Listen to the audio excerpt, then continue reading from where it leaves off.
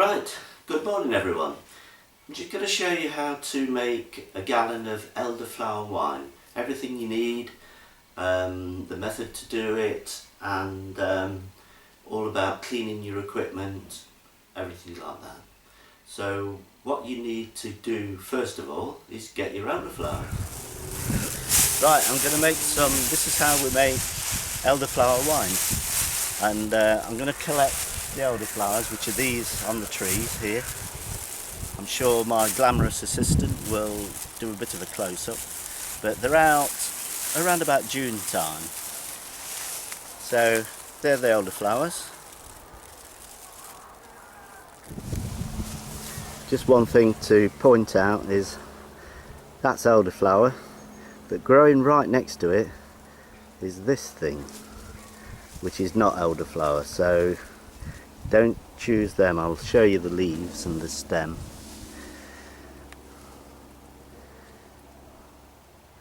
That's not elderflower, but that is. So get your elderflowers from the elderflower tree. Try and pick them on a nice warm sunny day and away from any roads and traffic. So go into fields and that sort of thing. And these are the elderflowers. Absolutely beautiful. The smell is gorgeous, absolutely gorgeous. And what you need to do is take the petals off. I usually just use my fingers. They come off quite easily. If you leave them in the bag for about a day, they'll come off a lot easier. So just gently rub them and they'll just fall off. And this is about the amount that you need, about a pint of elderflowers. So that's already done. In addition to that, you'll need 200 grams of sultanas. You'll need a tea bag. You'll need 3 pounds of sugar. You'll also need some citric acid, some sterilising solution, and a Camden tablet. Also, you'll need demijohn, an airlock, and some muslin to strain. Also 1 lemon.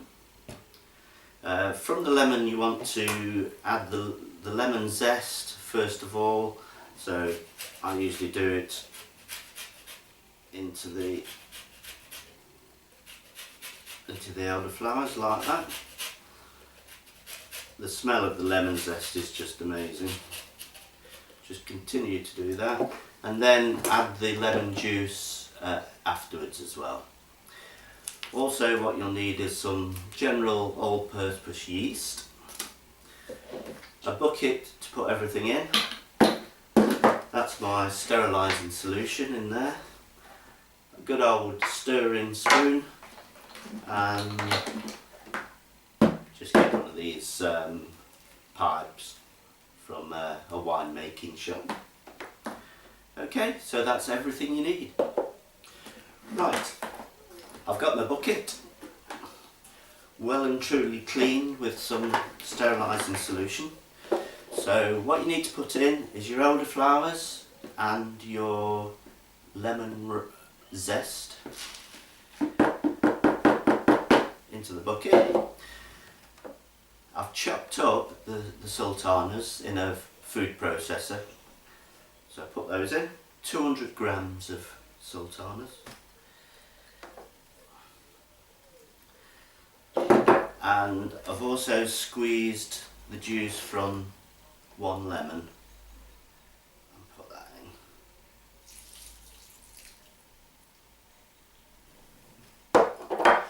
So what I'm doing now is I'm boiling some water up, and I'm going to dissolve 3 pounds of sugar in the water when it's boiled.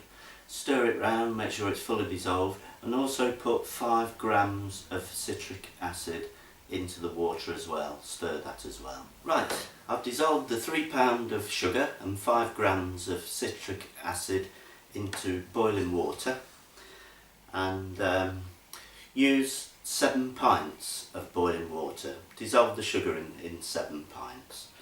So I'm just going to finish topping this up.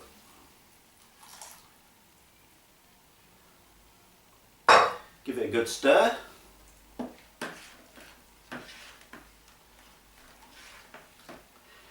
And then just leave it overnight to cool. It's got to be about room temperature to add the yeast and the tea tomorrow morning. Okay, thank you. Just cover it lightly. Right, this the elderflowers and everything's been in the bucket for a day, so it's time to add the tea. This is 75 millilitres of tea, and I made it last night, so it's now cold. So add the tea. So give that a stir.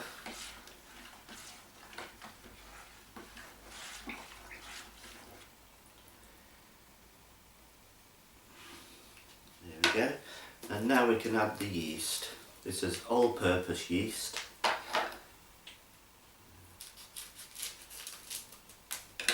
And all we do is you just sprinkle this over the top. No need to stir it, just sprinkle it over.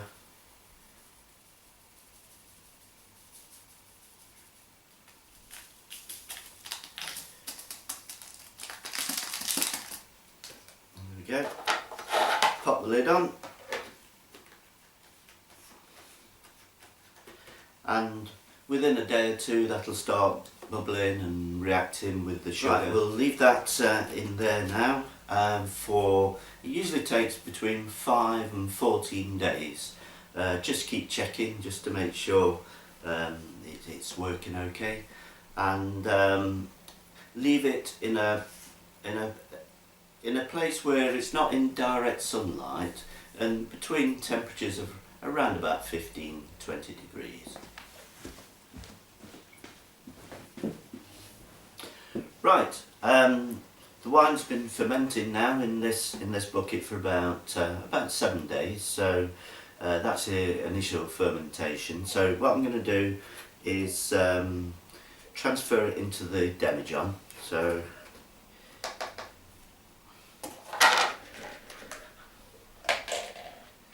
first thing to do is to get the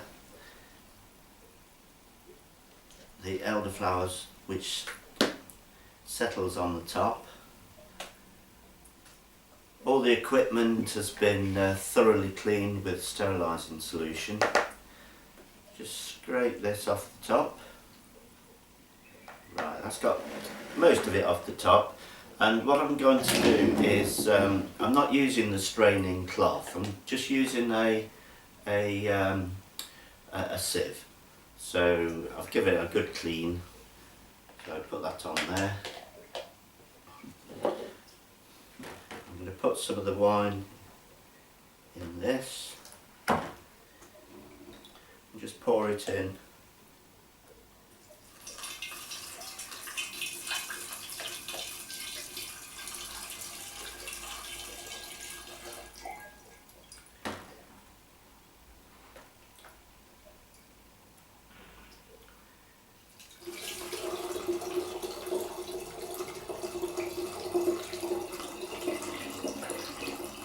Pour the last little bit into the demijohn.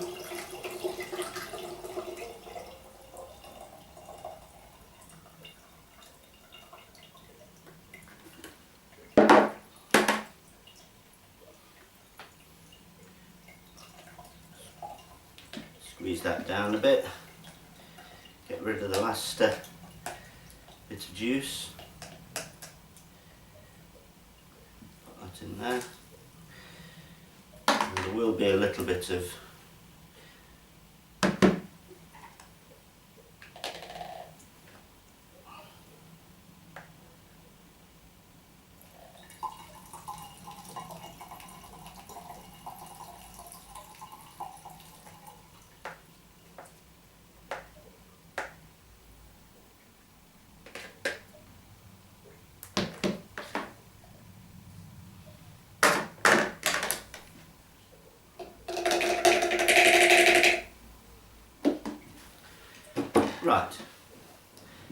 see, the demijohn's not quite full, so what we're going to do is add a little bit of cooled boiled water. I made this yesterday and it's cooled down room temperature. So just top that up.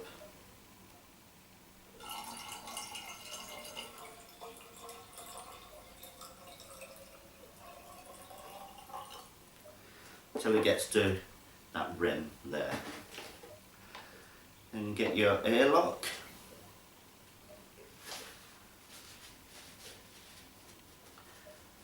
Which has been in the sterilising solution. And just pop that on top. And within a couple of hours you'll notice the little bubbles come in, which is carrying on with the fermentation. It'll ferment for quite a few weeks. Just leave it, put it somewhere out the way in a room temperature, and it'll be lovely. After a while, the sediment will start to drop to the bottom. So just siphon it off, leave the sediment at the bottom into another demijohn, and or put it into your bucket and back into the same demijohn. Fit the airlock again and it'll carry on for a bit longer. Right, this is the wine. It's been in the demijohn for a couple of hours now, so it started to ferment properly. If you can see that little bubble, so that's just what we want. It'll do that for about a few weeks. It'll keep going, it'll slow down. Once it's stopped, just siphon the wine off into another demijohn, leaving the sediment in the bottom, and fit the airlock back on. Add a Camden tablet, it just stabilises the wine, and just put the airlock back on because sometimes it can start up again for a little while. Leave it in the demijohn for about another 2-3 months, and then transfer it again into another demijohn, leaving the sediment behind, because gradually it'll start to clear more and more, and it will eventually be crystal clear. But if you keep doing that every couple of months, keep transferring it, leaving that little tiny bit of sediment in the bottom, it'll just get clearer and clearer. Then, after probably 6 months to a year, you can perhaps taste it, see what it tastes like. It will taste lovely.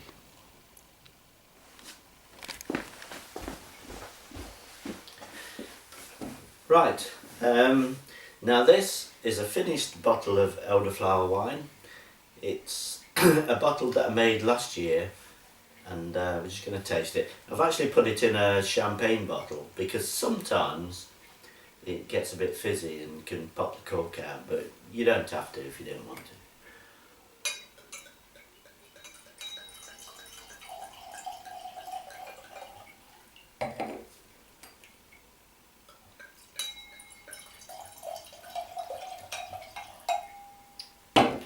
There you go, dear. Cute. Cheers. Cheers.